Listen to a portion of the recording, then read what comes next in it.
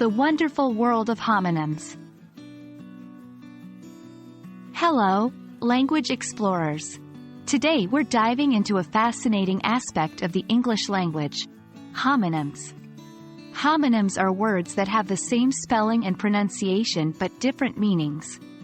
We'll discuss how to use them correctly in sentences and increase the richness of your language. Let's get started.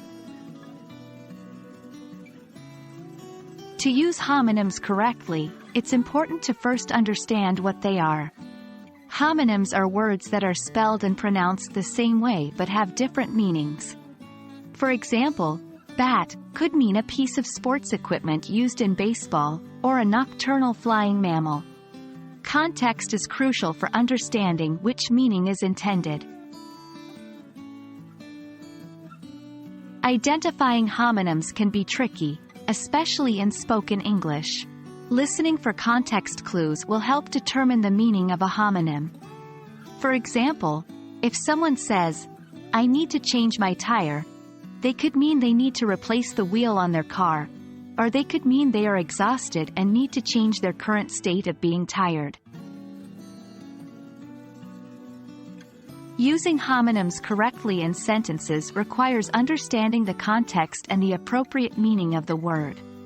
Here are some examples. 1. I can't bear the heat. Here, bear means tolerate. 2. Look at that bear in the zoo. In this case, bear refers to the animal. Remember, the context often tells us what the word is supposed to mean. It's time to put our knowledge to the test. Let's try using homonyms in sentences ourselves. Here are a few for you to try. 1. Bark could mean the sound a dog makes, or the outer covering of a tree. 2. Watch could mean to look at something carefully, or a timepiece worn on the wrist. 3. Left could mean the opposite of right, or the past tense of leave. Try forming sentences with these homonyms and share them in the comments below. And that's a wrap.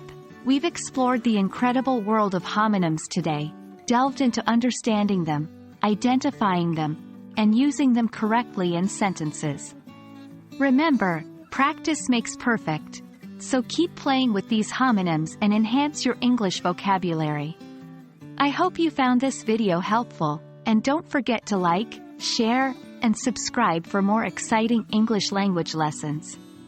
Until next time, happy learning!